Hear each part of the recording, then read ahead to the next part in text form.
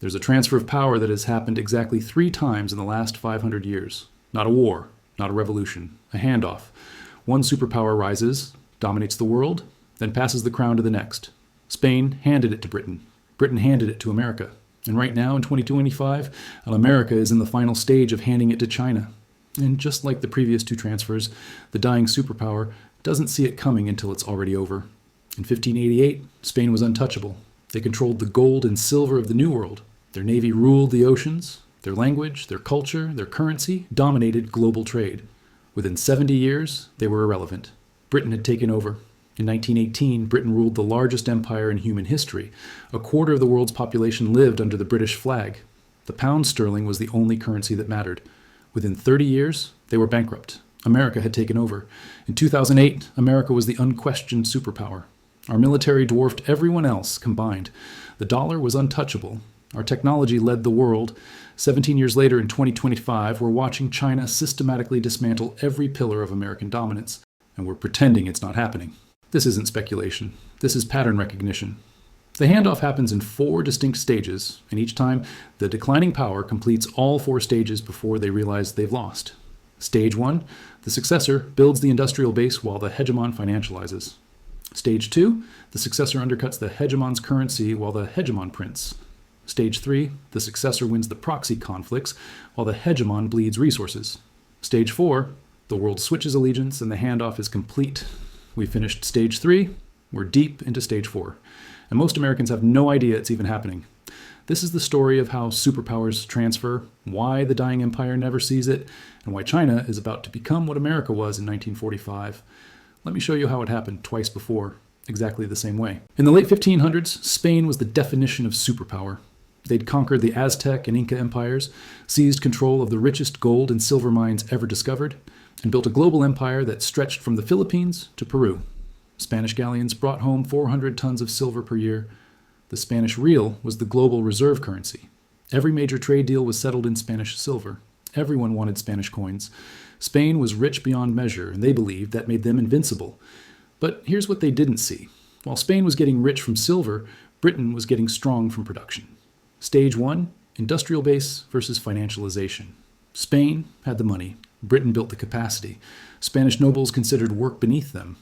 Why manufacture when you can import? Why innovate when you can buy? All the silver that flowed into Spain flowed right back out to buy French wine, Dutch ships, Italian silk. Spain became a conduit. Nothing stayed. Nothing was built. Britain, on the other hand, was building shipyards, textile mills, iron foundries. They were poor compared to Spain, but they were producing. By 1600, British ships were better than Spanish ships. British wool was cheaper than Spanish imports. British craftsmen were more skilled than Spanish nobility who refused to work. Spain had the gold. Britain had the goods. And in the long run, goods beat gold every single time. Stage 2, currency displacement. The Spanish real was the reserve currency of Europe, but it was being debased. Spain mixed copper into silver coins to stretch their money supply. Merchants noticed. A coin that was supposed to be pure silver became 50% copper, then 75% copper. By 1620, Spanish coins were barely trusted. Meanwhile, Britain was backing their currency with productive capacity. The pound wasn't just a promise, it was backed by shipyards, factories, and trade goods people actually wanted. Slowly, trade shifted. British pounds became more desirable than Spanish reals because British pounds could buy things Spain could no longer produce. Stage 3, proxy conflicts. Spain fought wars everywhere, against the Ottoman Empire, against France, against Dutch rebels, against England's navy. They were overextended, bleeding resources, fighting on 4 continents simultaneously. Britain picked their battles carefully. They supported Spain's enemies, funded privateers, and built their navy quietly. In 1588, Spain sent the Armada to invade England. 130 ships, 30,000 men, the most powerful naval force ever assembled. It was destroyed, not by British strength, by British strategy. Smaller, faster ships, better tactics. The weather helped, but the lesson was clear. Spain's wealth couldn't compensate for Britain's growing competence. Stage 4, the world switches sides. By 1650, it was over.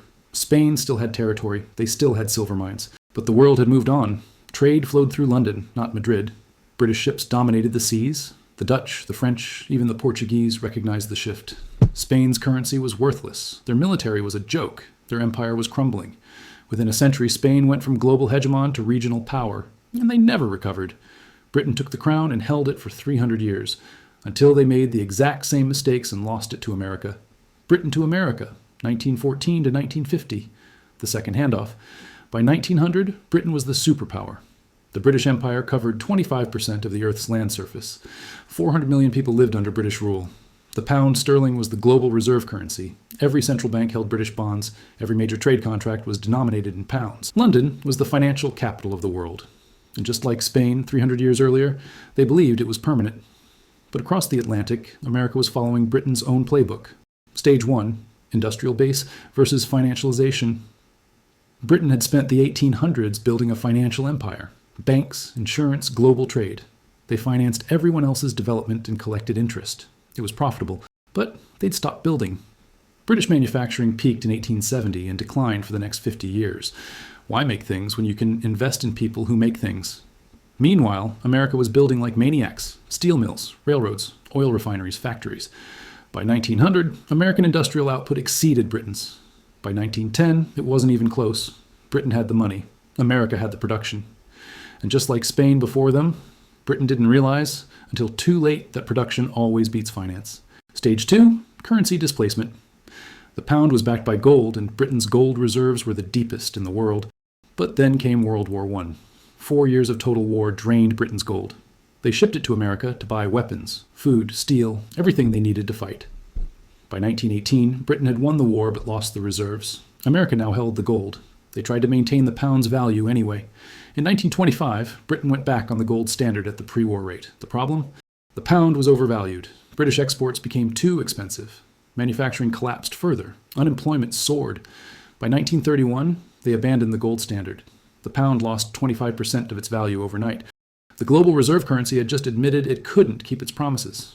Meanwhile, the dollar was gaining strength, backed by gold, backed by American production, backed by the world's largest economy. Central banks started holding dollars, not to replace pounds, just to diversify. The shift had begun. Stage 3, proxy conflicts. World War II finished what World War I started. Britain fought from 1939 to 1945, 6 years of total war. The cost was $120 billion more than Britain's entire GDP. They borrowed massively from America. They couldn't defend it anymore, couldn't afford the troops, the ships, the administration. America had financed Britain's victory and now held the debt. The creditor was now the hegemon. Stage 4, the world switches sides. Between 1945 and 1970, the British Empire dissolved. India in 1947, the crown jewel gone. Then Africa, the Middle East, Southeast Asia, the Caribbean. Every colony, every territory, every strategic position, gone. By 1970, the empire existed only in history books. The pound kept falling. $4.03 in 1940, $2.80 in 1950, $2.40 in 1970. Today, 127. The world switched to dollars. The Marshall Plan rebuilt Europe with American money. NATO was an American alliance. The UN was headquartered in New York. Bretton Woods made the dollar the official reserve currency. The handoff was complete. Britain became America's junior partner, and everyone pretended it was a graceful transition. It wasn't. It was a collapse disguised as a partnership. America to China, 2001 to 2025. The third handoff, happening right now. In 2000, America was untouchable. We'd won the Cold War. Our military was unmatched. The dollar dominated global trade. Our technology led the world. China was a cheap labor source, nothing more. Then we made the same mistakes Spain and Britain made before us. We stopped building and started financializing. And China, watching the pattern, executed the playbook perfectly. Stage 1, industrial base versus financialization. In 2001, China joined the World Trade Organization. We thought we were gaining a market. They knew they were gaining an industrial base. Over the next 20 years, American companies shipped manufacturing to China. Not some of it, most of it. Steel, electronics, textiles, machinery, pharmaceuticals, everything. We told ourselves it was about efficiency, about comparative advantage, about free trade. The real reason? American companies wanted financial returns, not factory management. It was easier to invest, collect dividends, and let someone else deal with production. By 2020, China produced 28% of global manufacturing output. America produced 16%. China became the world's factory. We became the world's consumer. And just like Spain, importing everything while silver flowed out, we're importing everything while dollars flow out. China took our playbook from the 1800s and executed it flawlessly. Stage 2, currency displacement. The dollar is still the global reserve currency. but the cracks are forming. In 2023, China and Brazil started trading in yuan. Russia and China trade in rubles and yuan, bypassing dollars entirely. Saudi Arabia, America's closest Middle Eastern ally for 50 years, started accepting yuan for oil payments. The petrodollar, the foundation of dollar dominance since 1974, is cracking. In 2024, BRICS nations, Brazil, Russia, India, China, South Africa, added 6 more members, including Saudi Arabia, UAE, Egypt, and Iran. They're building alternative payment systems, not to destroy the dollar overnight, just to create options. Just like British pounds didn't disappear in 1945, they just became less necessary. That's happening to the dollar now. Central banks are diversifying. Gold purchases hit record highs in 2023 and 2024. Countries are holding fewer dollars, more yuan, more gold, more alternatives. It's not a collapse, it's erosion. And erosion is how reserve currencies actually die. Stage 3, proxy conflicts.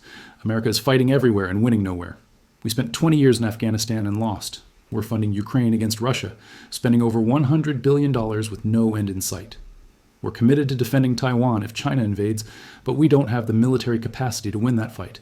Our weapons stockpiles are depleted. Our shipyards can't build vessels fast enough. China builds ships faster than we do, and their navy is now the largest in the world by hull count. We're overextended. 750 military bases in 80 countries. Troops in 150 nations. Commitments we can't fulfill. Meanwhile, China picks their battles carefully. Belt and Road Initiative in 150 countries, building infrastructure, creating dependencies, winning influence without firing a shot. They're not fighting us directly, they're making us irrelevant. In Africa, in Southeast Asia, in the Middle East, countries are choosing China because China builds things. We offer military aid and lectures about democracy. They offer ports, railways, and trade deals. Just like Britain funded privateers while Spain fought costly wars, China is outmaneuvering us economically while we bleed resources militarily. Stage 4, the world switches sides. This is where we are right now. The global south is hedging. They still trade with America, but they're building relationships with China. Saudi Arabia, brokered by China, made peace with Iran in 2023. That should have been an American deal. It wasn't, because we're no longer the indispensable power. The Philippines, a treaty ally, is warming to China. South Korea is balancing between us and China. Even Europe is hedging. Germany's largest trading partner isn't the United States anymore, it's China. France is talking about strategic autonomy. NATO members are questioning American reliability. This is what Stage 4 looks like. Not an enemy invasion. A quiet shift in allegiance. Countries don't abandon the hegemon dramatically. They just stop prioritizing the relationship. And when enough countries make that choice, the handoff is complete. What comes next? The final stage? Here's what people don't understand about these handoffs. They don't happen slowly. They happen gradually, then suddenly. Britain looked dominant in 1940. By 1950, the empire was gone. The tipping point comes when the reserve currency loses its privilege.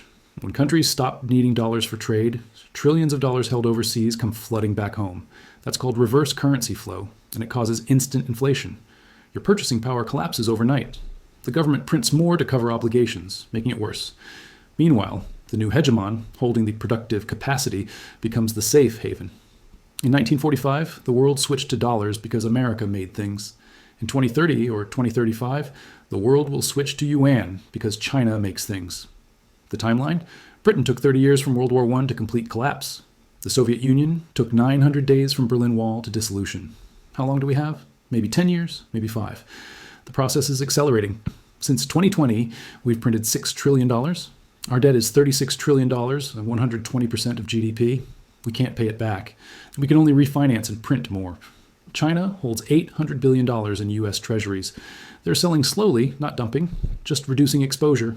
They know what's coming. If China invades Taiwan, which every analyst says is possible by 2027 or 2030, we'll face a choice. Defend Taiwan and go to war with the world's largest manufacturer, or let it go and admit we can't protect our allies. Either choice ends American dominance. War we can't afford. Backing down we can't survive politically. 3 times this happened. Spain to Britain, Britain to America.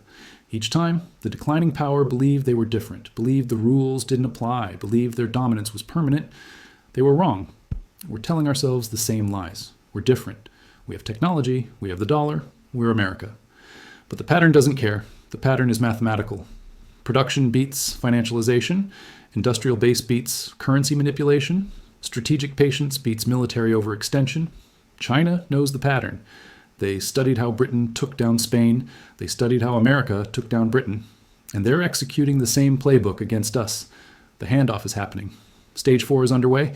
The world is switching sides, not loudly, quietly. And when the tipping point comes, when the dollar loses reserve status, when treasury bonds become toxic, when inflation spirals, everyone will act surprised. But the signs are everywhere. We're just refusing to look. Spain didn't see Britain coming until it was over. Britain didn't see America coming until it was over. And right now, America isn't seeing China, but China sees us. And they're in no hurry. Because history says the handoff is inevitable.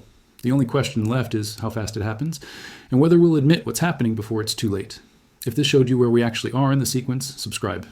Because when stage 4 completes, when the dollar loses its throne, you'll want to understand what happened and why.